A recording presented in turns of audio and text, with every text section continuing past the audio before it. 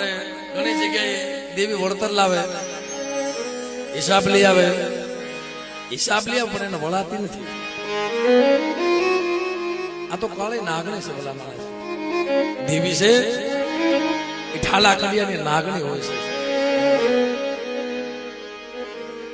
માતાજીને પગે લાગે પાડ બનાય ભાઈ, કારણ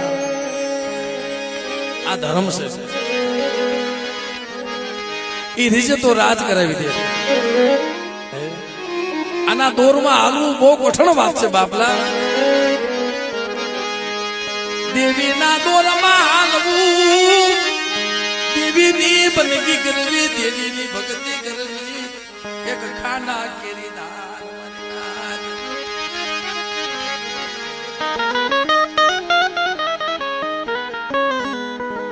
ભુવા થઈ, પટિયાર થઈ,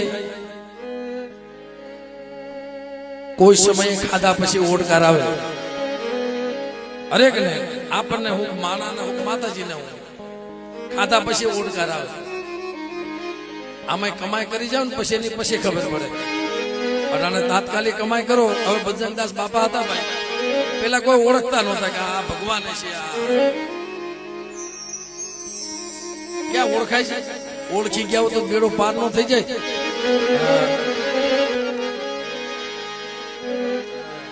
અને ગામો ગામ બેઠા છે મિત્રો. એમ જગતમાં અમુક ભોવા વહી જાય ને એટલે માણા તો રોવે, પછી દીવ્યું રોવે. સમય આવે ને, સમય આવે પછી દીવ્યું રોવે. હો મને એવો હિરલો નહીં મળે. મને એવો જોગીડો, મને એવો હિરલો એ મને નહીં મળે.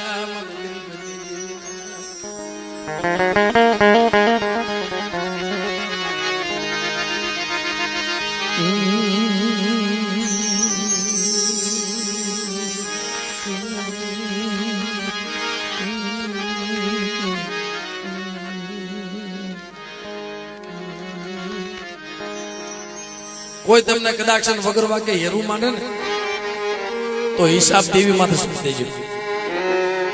હા હીરાભાઈ તુલસી, હિસાબ દેવી માથે છોડી દેવું પડે.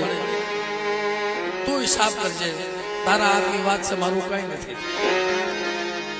ભલા માણસ, અમારા જાહણિયા કુળમાં મારા બાપ ડોહલો હતા ને, ખબર જગત બધાને ખબર છે કે જેની સોટી પૂજાય છે, પેલા એની સોટી ખડી થાય. કારણ